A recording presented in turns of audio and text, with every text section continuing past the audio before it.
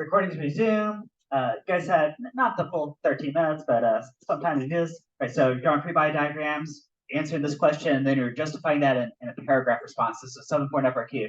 I'm going to go through, show you guys the scoring rubric. You guys go ahead and score yourselves. I'm going to have you guys transition to the grade tray before you walk out today, and then I'll give you guys points in the grade book. Okay, so what does free body diagrams look like? Oh, whoops, wrong page there. Okay. Free body diagrams look like. There you go. That's exactly what they should look like. Okay? So when it's sliding up the ramp, okay, you've got the gravitational force pulling down. They label it F sub G. I would just label it lowercase m times lowercase g. You could have done that too. That'd be okay. Okay. We got the normal force. Guys, which direction is the normal force pointed? Exactly, perpendicular to the surface. Hey guys, which force is slightly larger, the weight or the normal force? The weight. Ah, here, you guys remember this poster here? Well, you guys see that poster probably hanging right up there, right? Because remember, as you increase the angle of this incline, right, the normal force gets smaller, smaller, smaller, smaller, smaller, right? Because this relationship right here, right? The largest the normal force will be is it's just on a flat surface like that, right? And then okay, because the block is sliding up the incline, you guys see how the friction force is opposite of that motion, right? You guys see how every single one of those forces is connected to that central dot, right? Right. So remember, if you don't do that, AP doesn't give you credit, right? They're real sticklers about that. Okay. Then when the block slides down the incline, oh look, the weight and the normal force are exactly the same, but now the friction is reverse direction, right? Which means the net force also reverses direction. You got that right? Because I told you guys, think about a Cartesian system that's oriented to the plane. Now, notice they don't have components. They didn't want you to draw components, but if you did, you could break this weight into 2 components. And here, there's a sine component of the weight that's the same direction as the friction, right? So there's a huge net force and a huge acceleration. Versus when it reverses direction, you guys see how the sine component of the weight and the friction force are opposite of each other, right?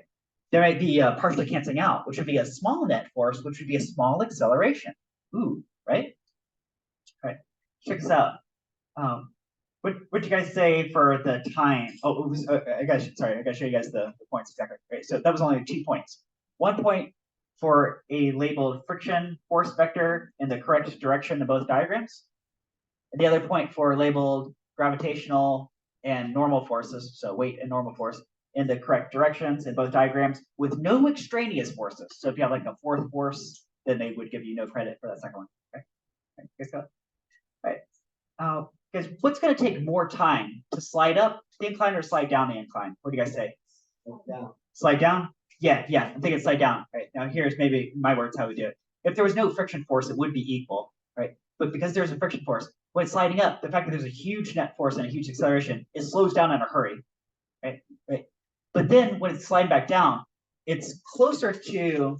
In fact, it might even be equilibrium if these 2 forces are balanced out. So it might be constant velocity, maybe, right? But if it is accelerating, it's not accelerating very much, right? It takes forever for it to come back down. Yeah, so more time coming back down. So you should have said more time down than up, exactly like they say right here, more time down than up. Right, so check that. Note, the response is graded even if an incorrect selection is made. So hopefully you pick the correct one. And if you did, maybe you'll pick up some partial credit if you have your reasoning is correct somehow, right? Right, so so we got 5 points to go, right?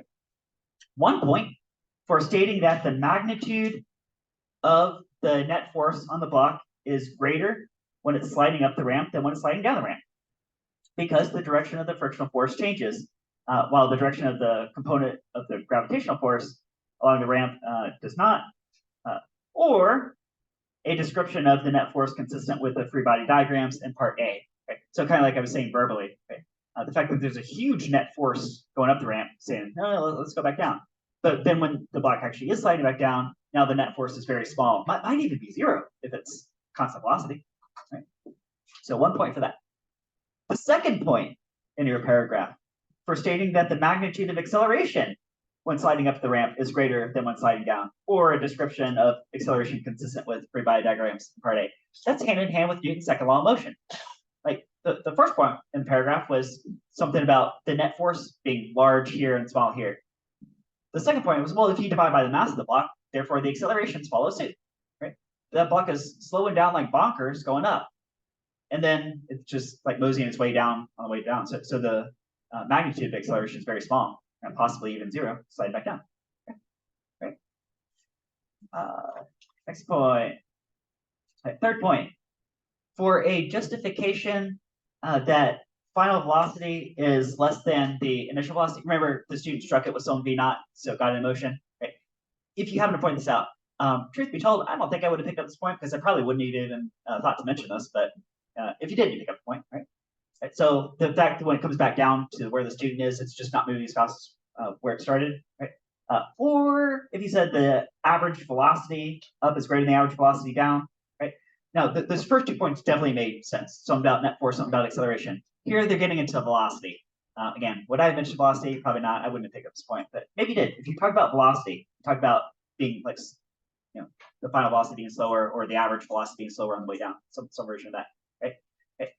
Actually, really good justification for that involves like conservation of energy, which we haven't even gotten into yet. So, fourth point, for a correct argument that if final velocity is less than initial velocity, or the average speed up is greater than the average speed down, then the time down is greater than the time up. Right? Okay, so they're doing like distance equals average velocity times time. It's the same distance, different average velocities, therefore different times. Okay, so that was the connection. So they went, net force was the first point, acceleration was the second point, velocity was the third point, so that they could therefore explain the amount of time for the fourth point. And the fifth point is a logical, relevant, and internally consistent argument that addresses the required argument or question asked and follows the guidelines described in the published requirements for a paragraph length response.